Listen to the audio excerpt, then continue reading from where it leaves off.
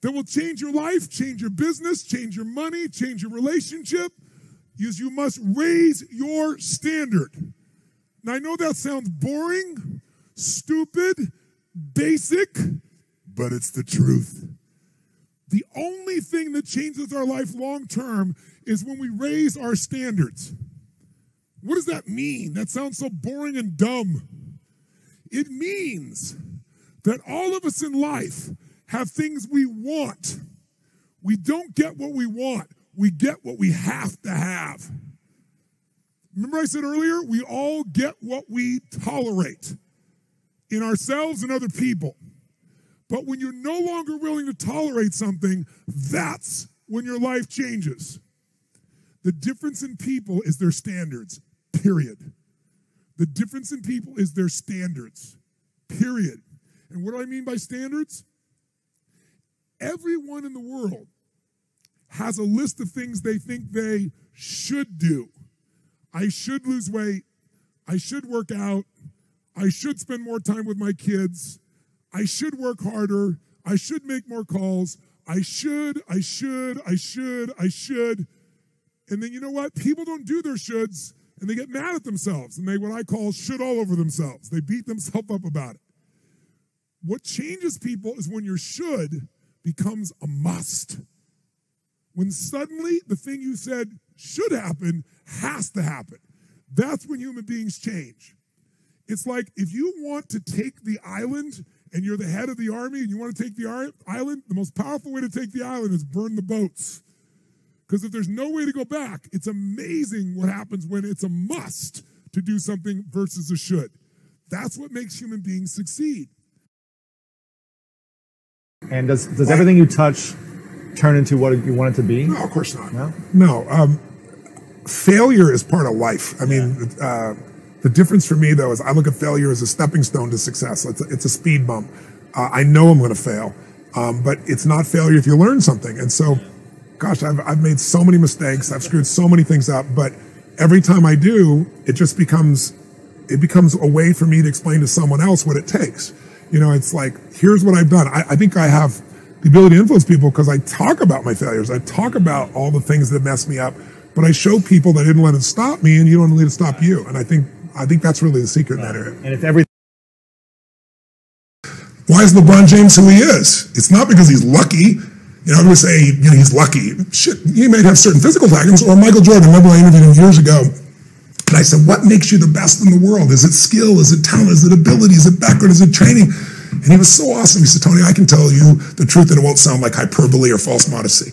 He said, I didn't even make the high school basketball team my sophomore year. I was cut. He said, what it is every day I demand more from myself than anybody else could possibly expect. I don't compete with other people. I compete with what I'm capable of. And it's just like that kind of standard is inspiring. Leaders, what I always tell them is, it's you first. It starts with you, and it starts with your psychology. 80% of growing a business, if you look at what the chokehold is on a business, it's always the leader. And 80% of that chokehold is the psychology, and 20% is the mechanics. I mean, people in this room know the mechanics and strategies beyond what anybody on earth knows in their category. So it's really about you being in the state where you execute. It's like I always tell people, knowledge is not power. It's total BS. Knowledge is potential power. Execution trumps knowledge every day of the week. And so my life is, how do you get yourself to execute? And execution comes from learning to put yourself in that right state every day. I want to talk today principally about leadership, something that you think and write a lot about. So why don't we start by you giving me a definition of what leadership is from your point of view? It's interesting. When I was really young, starting out, I was looking for answers to leadership, and you look up in Webster's dictionary leadership, and It says one who leads. Helpful. Really helpful. I believe that leadership is really a skill of influence. It is the most important skill that any human being can master, and I don't think of leadership as a position. I see it as a skill, a tool that all of us have to have. In other words, the quality of your life, I really believe, comes down to your level of leadership. Other people don't have to follow you to be a leader, but you have to live life on your terms. And the first person you have to influence is yourself. You know, whether you're fit or fat, whether your kids are, on drugs or not, it's who has more influence, the guy on the street corner or you.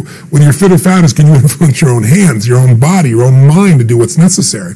So I think to be able to influence the thoughts, the feelings, the emotions, and the actions of another human being. That's what leadership is. And quality leadership, obviously authentic leadership, is one where it's servant leadership. You're looking to influence those thoughts, feelings, emotions, and actions for a greater good, not just for yourself.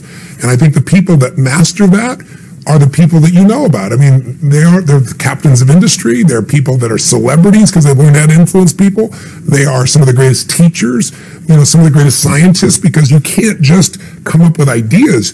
Ideas will die on your lips unless you become a person of influence, and that's what leadership is. The leaders of countries, presidents of the United States, presidents of the largest companies in the world, billionaire entrepreneurs, and I've had moms and dads and entertainers, Serena Williams in the sports field, Hugh Jackman, Pitbull, Usher, you name it. So the one thing they all have in common, I think, is they're hungry. And I know that sounds simplistic, but I believe that's the single most important element that separates the quality of people's lives. It's not just the ability to have hunger, but to sustain it. Hunger means that you want more. You want more of yourself. You want to make a bigger difference. You want to be a better parent. You want to do something more than there is today, and that you don't get satisfied. Most people start out with hunger at an early stage of life and they lose it. But the people that come to me are hungry either because something's happened, they've had a birthday with a 0 on it, they've gone through a divorce, they're starting a business and they know I've got to have a different level, or they're the best in the world and they're always looking for that edge that makes the difference. What keeps you hungry? I am hungry.